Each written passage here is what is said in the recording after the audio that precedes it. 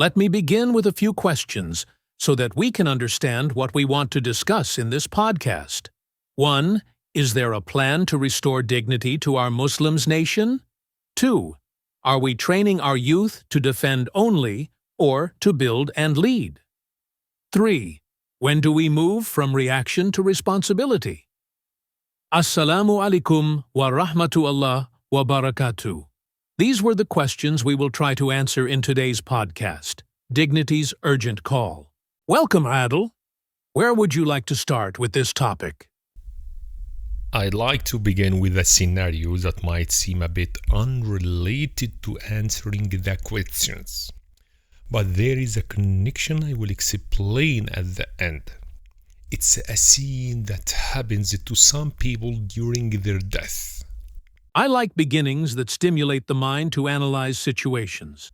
At the time of death, angels come to a group of Muslims.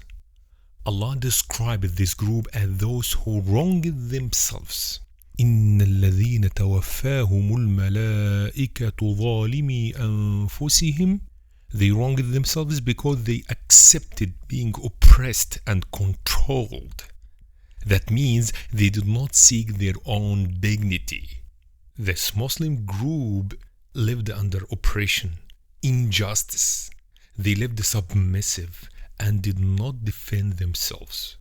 They did not leave their land to escape the persecution. Instead, they accepted the injustice. They surrendered to it, lived with it, and tolerated it. Wow, that's remarkable. I hadn't realized it was wrong for people to accept injustice and live under its shadow. But tell me, what happened between the angels and these people as they were dying? When these people die, angels come to them. The angels ask and rebuke them, saying, قَالُوا فِيمَا كُنْتُمْ. Why were you like this and surrendered to your situation? The group replied, we were oppressed on the earth. قَالُوا كُنَّا مُسْتَضْعَفِينَ فِي الْأَرْضِ. This means we were controlled and weak. We could not defend ourselves. They saw themselves as powerless, oppressed, and humiliated. The angels told them, was Allah's earth not wide enough for you to migrate somewhere else? أَلَمْ تَكُنْ أَرْضُ اللَّهِ وَاسِعَةً فَتُهَاجِرُوا فِيهَا. To a place where you could build glory and strength. This is if you truly were unable to stop, avoid, or change the evil that harmed you. These people had no answer. Allah said about them, فَأُولَئِكَ مَأْوَاهُمْ جَهَنَّمُ وَسَاءَتْ مَصِيرًا. That they will live in hell, which is worse than what they suffered.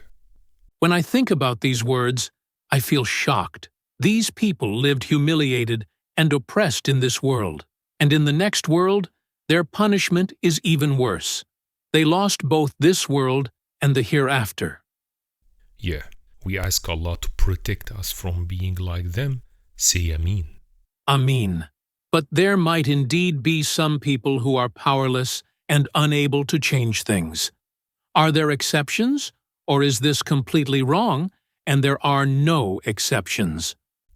There are indeed exceptions, as follows, and under certain conditions. Allah Almighty said, إِلَّا الْمُسْتَضْعَفِينَ مِنَ الرِّجَالِ وَالنِّسَاءِ وَالْوِلْدَانِ لَا يَسْتَطِيعُونَ حِيلَةً وَلَا يَهْتَدُونَ سَبِيلًا. Allah only frees those who are truly unable to leave their countries. They don't have the strength, health, or means to fight injustice and oppressions.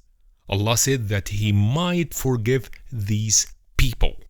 Allah encouraged Muslims to move to places where they could grow strong, materially, religiously, financially, or in other ways.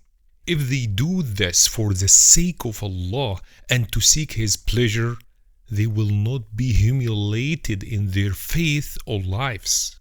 Some of our brothers are defending their rights and lands, like in Gaza, Sudan, Lebanon, Syria, and so on. They are using all their strength, even if their strength is small. We ask Allah to help them because they are on the right path and the path of the truth. But my question for us is, did we move to do what Allah wanted, or only for our comfort and worldly benefits? This is a question whose answer might be truly shameful.